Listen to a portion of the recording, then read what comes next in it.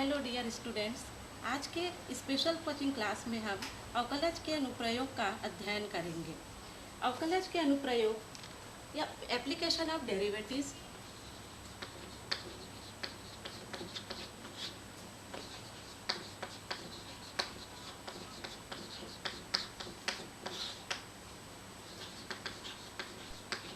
Application of derivatives भी कहते हैं इसको। इसका उपयोग इंजीनियरिंग, विज्ञान, सामाजिक विज्ञान, रिसर्च आदि क्षेत्र में होता है। कंपनी का लागत मूल्य या सीमांत मूल्य ज्ञात करना हो तो भी डेरिवेटिव्स का यूज़ किया जाता है। आज हम अवकलन के अनुप्रयोग का निम्न प्रकार से अनुप्रयोग करेंगे। नंबर 1, राशियों के परिवर्तन की दर ज्ञात करने में।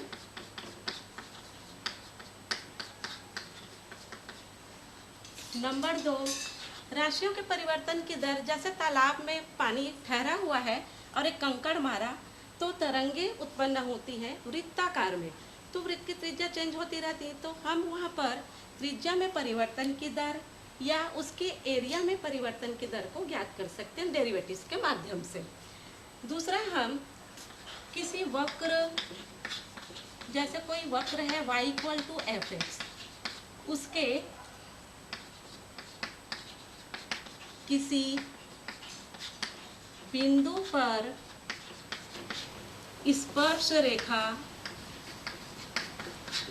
रेखा या टेंजेंट भी कह सकते हैं तथा अभिलंब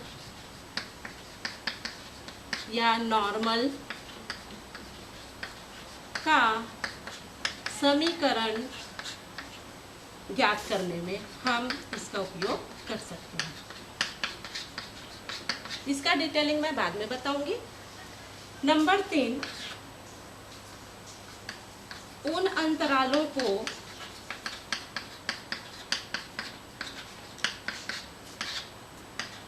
ज्ञात करने में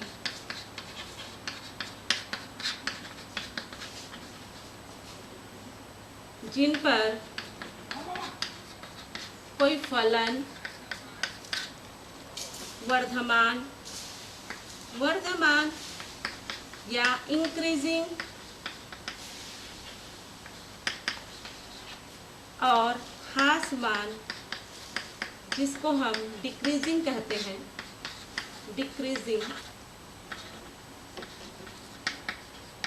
होता है, तो ऐसा हम अंतराल ज्ञात करेंगे जिस पर कोई फलन वर्धमान और ह्रासमान होता है।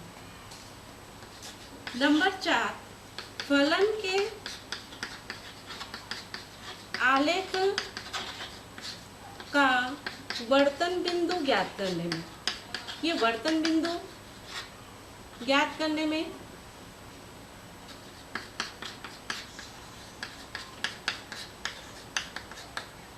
जिन बिंदु पर कोई फलन, जिन पर फलन महत्तम या अधिकतम मान भी कह सकते हैं, वह न्यूनतम मान प्राप्त करता है। तो कौन से बिंदु पर करता है, इस पर हम वो बिंदु ज्ञात करेंगे। अगला पॉइंट है, कुछ राशियों के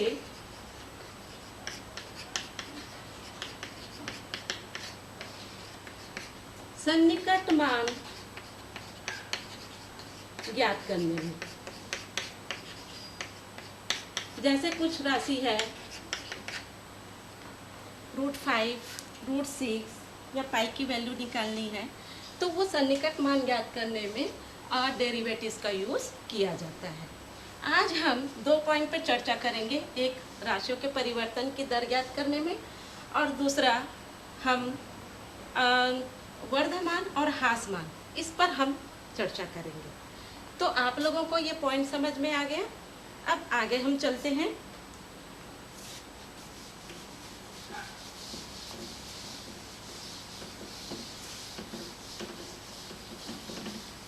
राशियों के परिवर्तन पर आधारित एक प्रश्न हम देख लेते हैं जो कि इम्पोर्टेंट है, आपके बोर्ड क्लास में आ सकता है। तो मैंने एक प्रश्न लिया है, आपके असाइनमेंट पे भी ये प्रश्न आया हुआ है। एक पाइप से रेत 12 सेंटीमीटर क्यूब पर सेकेंड की दर से गिर रही है।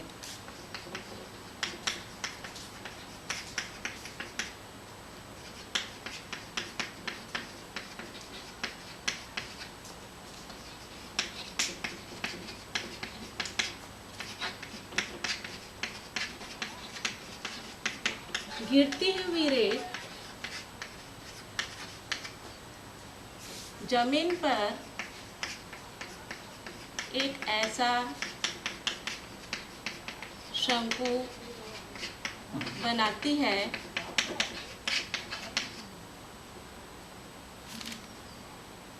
जिसकी ऊंचाई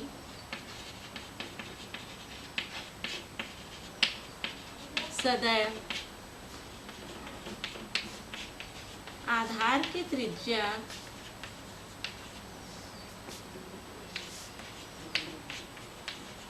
का छठा भाग है। तब हम रेत से बने शंकु की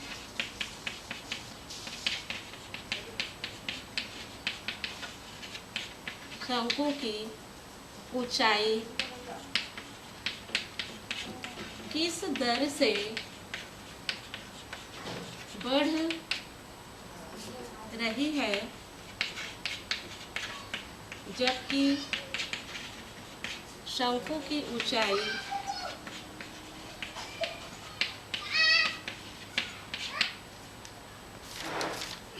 चार सेंटीमीटर है। यह हमारा प्रश्न है। सबसे पहली बात, प्रश्न की भाषा को समझना जरूरी है। प्रश्न हमें स्पष्ट होनी चाहिए। एक पाइप से रेत 12 सेंटीमीटर क्यूब पर सेकंड की दर से गिर रहे हैं। तो हम जो है एक पाइप ले लेते हैं, जिस तरीके से एक इमेजिन कर लेते हैं। हमने बचपन में मुट्ठी में रेत भर कर जब नीचे भी गिराते थे तो वो शंकु आकार में बनता था। तो बस वही चीज़ें हैं यहाँ पर।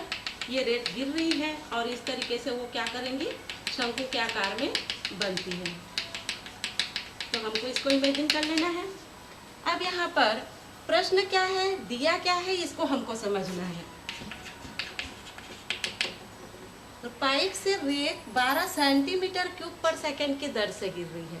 तो 12 सेंटीमीटर क्यूब यानी कि ये किसका इकाई है, आयतन का।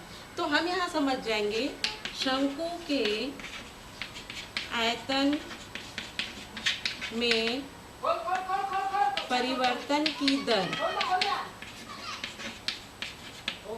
जिसको हम dV/dt इक्वल टू कितना लिखेंगे, 12 सेंटीमीटर क्यूब पर सेकेंड लिखेंगे।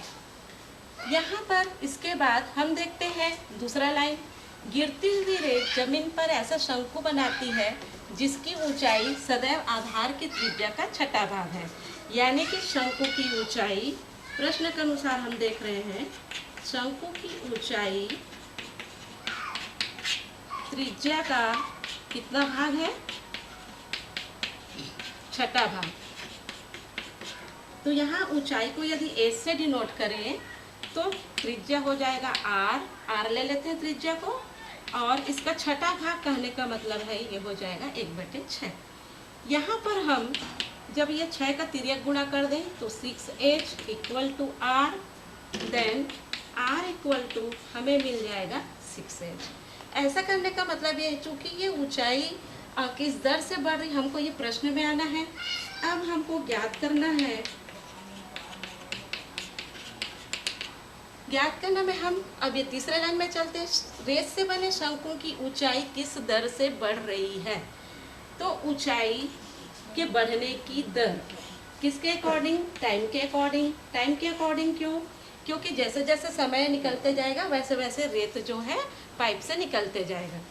तो dH/dt इक्वल टू हम क्वेश्चन मार्क, हमको ये ज्ञात करना है कब, जब शंकु की ऊंचाई कितना दिया हुआ है, h इक्वल टू 4 सेंटीमीटर, ये हमको दिया हुआ है। अब हमको यहाँ से इतना चीज़ें हमने प्रश्न के अनुसार इकट्ठा कर लिया। अब इसके बाद हम dH/dt निकालेंगे। इसके लिए हमको एक ही चीज़ मालूम है, शंकु का आयतन। तो शंकु के आयतन का अब हम सूत्र लगा लेते हैं।